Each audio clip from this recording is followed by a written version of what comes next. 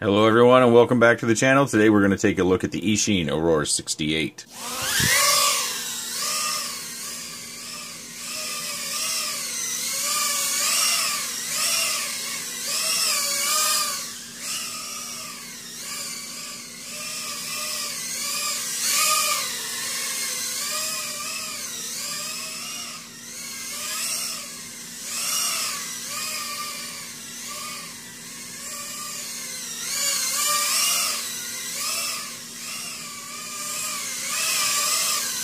A little brother to the Aurora 90. It comes with 1102, 11,500 kV motors, 38mm props, a 48-channel all-in-one camera, 4-in-1 ESC with BLLES, an F303 flight controller with Betaflight OSD. It does appear to be 68mm. Bottom plate is 1mm. Carbon hoops are also 1mm. 1.5mm antenna protectors, 1.5mm camera mount. These pieces are now plastic. Comes with a JST. They said it weighed 48 grams. That's almost 51. It comes with a 400 milliamp battery, extra rubber bands for your battery mounting, Velcro for your battery, 2 USB connectors, an extra set of props, and extra adhesive for your camera. It also has these 2 tools, and a full color instruction book.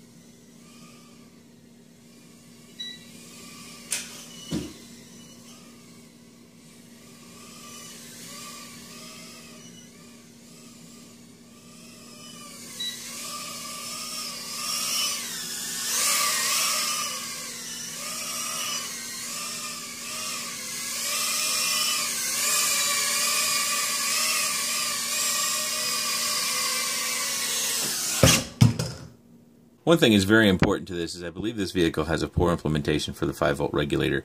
We do get brownouts. Unfortunately, with the stock battery, it's even worse. And to double that up, they also did a poor job implementing the software side of things with the voltage warning. They actually got the values backwards to where the cell warning voltage is lower than the minimum cell voltage. And you'll see that I made my changes in what you're seeing on the screen now. But even with that, pretty much whenever that beeper goes off, you need to land it. And your flights are going to be pretty short, and that's going to be disappointing to many of you because getting a sub 2-minute flight really isn't what most are looking for anymore. It flies fine when it is flying, but your flights are very, very short. They did correct the issue where the props strike the ducts. I was able to bump into a few things and stay right in the air and didn't even break a prop. I did break other props on larger crashes, like when I fell out of the air from 25 feet or so. This is all that's left of one prop. I got a brownout and I was up fairly high, 20-25 feet, and the thing came down kind of like this, and that resulted in 2 breakages here in the ducts. Hopefully you can see that it's broke clean through here as well as halfway through on this side, right where it connects. And as we've shrink things, we have less carbon fiber here than we did on the Aurora 90. The Aurora 90's got much more substantial carbon where it mounts the camera pod, and this one is much smaller, and that looks to be our weak point because our camera mounting is all 1.5mm and this is only 1mm. So when you put a hole in it to mount the camera pod, that creates a stress point. It does have a very interesting LED. I think it's kind of like that Knight Rider effect where it goes back and forth with the lights, and that's pretty cool and all. I wonder if we take that off, if we don't save ourselves a little bit of juice in our battery and maybe get a little longer flight time, but that's going to be pretty minimal. Unfortunately for this one, it's just got such a short flight time that I don't think too many people are going to be very happy with it. One other thing to note, we have another flight coming up, and it's an outside flight. Outside, it's kind of a cruiser. You can do flips and rolls, but with the tiny props, you're not going to get a huge amount of thrust to where you can do much hang time. That just doesn't create enough upward thrust where you can get inverted and float down to the ground and do anything that's not pretty quick. You're going to need to be pretty quick on your acrobatic maneuvers. The camera, you probably noticed in the footage, you can see more of this duck than you can of that, and it's because it's off center, unlike the Aurora 90, where it's pretty much center. It's real close. I think I've got mine a little bit moved to this direction, but at least the mounting bracket is centered. And that's something else that we need to cover, is that while we shrunk everything down, the bracket in here is so small that when you screw your screws in, you're actually squeezing on the camera PCB. And I was a little bit uncomfortable with that, because if you really screw these down too much, you could end up snapping the PCB, or when they're manufacturing it, they could screw it down and break the PCB, and then you get one and you don't have a functional camera. I think if I were choosing between the two, I would pick the Aurora 90. I experienced a more positive flight and longer flight times with the Aurora 90 than I did with the Aurora 68.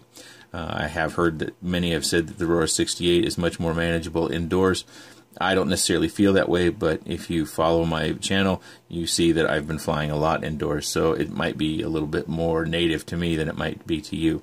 Of course, with the larger vehicle, you tend to have less room for error, and you'll end up bumping into something when you're flying indoors. But flying outdoors, again, it's a bit of a cruiser. It's not going to be something with a lot of punch, and that has to do with we've got a lot of drag with ducks, and that's going to be kind of the same with all of these. So don't buy one of these expecting it to fly like a larger vehicle without ducks. This is really designed to protect the props and to keep you in the air, which this one does better than the Aurora 90. I did have a screw also come out fairly early on. There it is right there. That screw went out. I don't know where it ended up. I'm sure the cat picked it up and played with it for a while, but I just found another screw and put it back in. Didn't have any further problems. It could have been that screw wasn't secured in all the way. I do typically check these things, but I can't say for sure. I checked that particular screw, so maybe it wasn't secured very well. My camera is also out of focus, and you might have noticed that in the flight footage already. It's actually focused for close-up view, and I did try to correct that. With my bare fingers, I was unable to get enough pressure on there to turn it. It does seem as though the camera is adhered to the lens is glued in some way. I did try to use my jar opening rubber mat in order to get enough tension on there to turn it, but I wasn't able to do that. I wasn't comfortable using a tool on the camera lens, so I left it as it was. So it's focused for about 5 or 6 feet, and whereas we'd like to have the focus farther out. I think if you're flying indoors and you're okay with short flight times, this vehicle will be fine. But if you want longer flight times, you probably need to look elsewhere. And if you're flying this thing outside, you probably really want to look at a different vehicle because of the brownout issue. Outside, we tend to get higher, and you have a brownout. Next thing you know, you've got a broken vehicle. That's my review. I've got the outdoor footage and in the outdoor footage. Take a look, because I do a roll, and then the OSD just goes away.